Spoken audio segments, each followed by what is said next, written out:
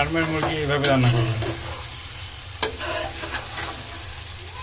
অনেকে বলে ফার্মের মুরগির আলাদা একটা গন্ধ লাগে।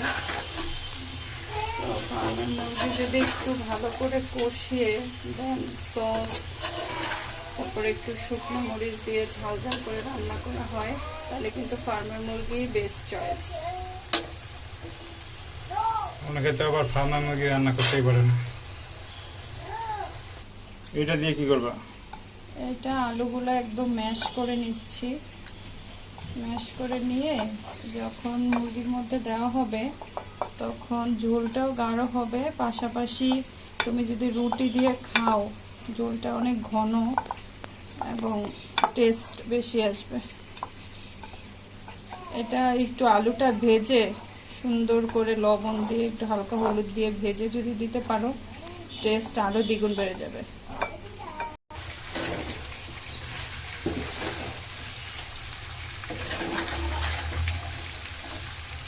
আর আমি কিন্তু পেঁয়াজটা পরে দিয়েছি, হ্যাঁ, অনেকে খেয়াল করেছেন কি না, পেঁয়াজটা মশলাটা এটা পরে দিয়েছি, কারণ পেঁয়াজটা পরে দিলেও কিন্তু গ্রেভিনেসটা আরও বেশি আসে।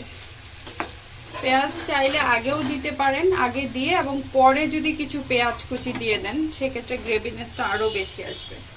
তো এখন আলুটা যেহেতু এটা অলরেডি কষানো আছে, আলুটাও সাথে আমরা কষা নিচ্ছি।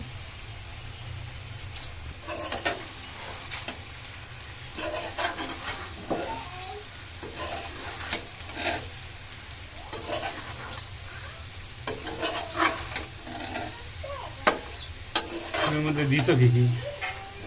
এর মধ্যে আমি দিয়েছি প্রথমে মাংসটাকে কষিয়ে নিয়েছি তেলে, তারপরে আমাদের একটা স্পেশাল মশলা আছে, যে মশলাটার সাথে দিয়েছি নর্মাল রেগুলার মশলার সাথে। সো এই মশলাটা দিলে আরো টেস্ট বেড়ে যায়।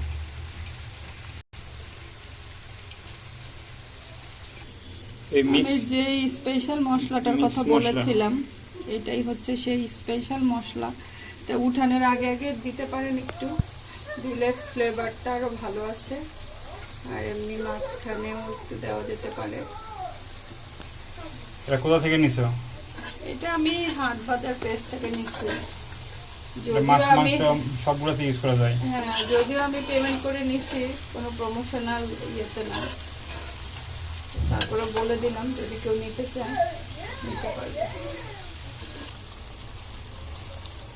এটা কিন্তু আমরা পানি ছাড়া রান্না করেছি, একদম মানে মাংস থেকে যে পানিটা বের হয়ে এসেছে সেই পানিটা দিয়ে রান্না করা। তো এত বেশি ইয়ামি হয়েছে, ইয়ামি এন্ড জুসি, দেখতেই পাচ্ছেন। This is for you.